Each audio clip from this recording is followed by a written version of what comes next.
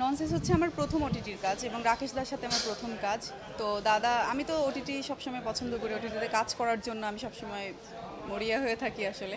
তো দাদা যখন প্রথম ফোন দিয়ে বললো যে একটা ওটিটির কাজ করব, তুই কি ফ্রি আছিস কি না, এরকম একটা চরিত্র, সে চরিত্র সম্পর্কে বলে, আমি একটু ভেবে আমি বললাম দাদা আমি আপনাকে একটু জানাচ্ছি, কারণ এখানে অনেক সাহসিকতার ব্যাপার আছে, অনেক বিষয় ছিল, আশার বিষয় ছিল যে আমি করব কি না। সো আমার কাছে মনে হয়েছে না ঠিকঠাক আছে, একটু ডিফারেন্ট গল্প, সবসময় তো এক এক রকমের চরিত্র করেই যাই, একটু ডিফারেন্টভাবে করে দেখি কেমন। অভিনয়ের বিষয়টা হচ্ছে গিয়ে একটা পানির মতো, যেই পাত্রে রাখবে ওই আকারটা ধারণ করবে, তো সেই ব্যাপারে হচ্ছে গিয়ে বিষয় যে আমি আমার চরিত্রটাকে আমি ফুটানোর ট্রাই করেছি আমার মতো করে, এই তো।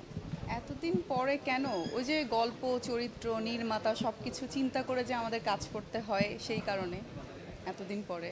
তো গল্পটা, চরিত্রটা আমার ভালো লেগেছে এবং রাকেশ দাদার কাজ তো আমি অবশ্যই না বলবো না, এই কারণেই করা। এই গল্পে তো অনেক চরিত্র, অনেক গুরুত্বপূর্ণ অভিনেতা অভিনেত্রী রয়েছেন, জি। সেখানে আপনার গুরুত্ব কতখানি? সেখানে আমার গুরুত্ব আপনারা দেখতে পেয়েছেন কতখানি, এবং আপনি কতটুকু নিজেকে গুরুত্বপূর্ণ করে তুলতে পেরেছেন?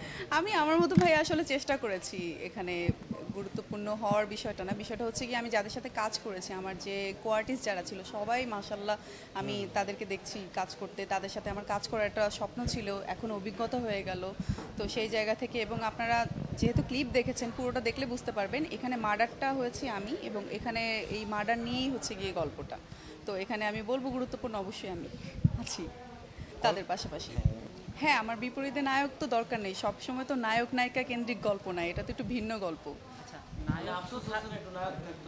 না, এখানে গল্পটাই নায়ক, গল্পটাই নায়ক। না, আমার কোনো আফসোস নাই, আমার আমার আমারও ভালো লাগে হচ্ছে কি এই ধরনের ক্যারেক্টার করা, অনেক ভালো লেগেছে, এই কারণেই তো আমি ইয়েস বলেছি যে নায়ক না না থাকার সত্ত্বেও আমি কাজটা করতে চাই।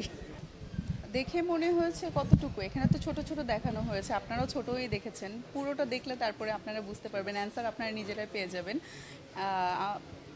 যেটা বলেছি আমি আগেই, ঠিকঠাকই ছিল আমার চরিত্র অনুযায়ী, আমার মানে সব কিছু ঠিক ছিল। কাজটা করে আপনি কতটুকু সন্তুষ্ট? আমি তো অনেক সন্তুষ্ট। হাউসেটের রিভিউ তো অনেক পাচ্ছি, সবাই আমাকে ফোন দিয়ে বলছে, মেসেজে বলছে, সব জায়গায় আমাকে অনেক অ্যাপ্রিসিয়েট করছে যে আরও কাজ দেখতে চাই, আরও ওটিটিতে কাজ দেখতে চাই, ভালো অ্যাপ্রিসিয়েট করছে। প্রশংসা করে আমার জন্য বলার, আপনাদেরকেও ধন্যবাদ এত ব্যস্ততার মধ্যে দিয়ে আমাদেরকে আজকে সময় দেওয়ার জন্য। আমাদের ননসেন্স ইনশাল্লাহ আপনাদের মাঝে একটু হলেও একটু দাগ কেটে দেওয়ার চেষ্টা করবে, আমরা সবাই চেষ্টা করেছি ভালোভাবে। আর এখানে থ্যাংক ইউ রাকেশ দাদা, আমাকে আপনার এই রাকেশ দাদার সাথে আমার প্রথম কাজ এটা, আর দিনার ভাইয়ের সাথে আমার অনেক দিনের স্বপ্ন ছিল কাজ করার, সেটা পূরণ হয়েছে। এবং মাইকেল দা, আপনাকে অনেক ধন্যবাদ, এবং ভালো লাগবে আপনাদের।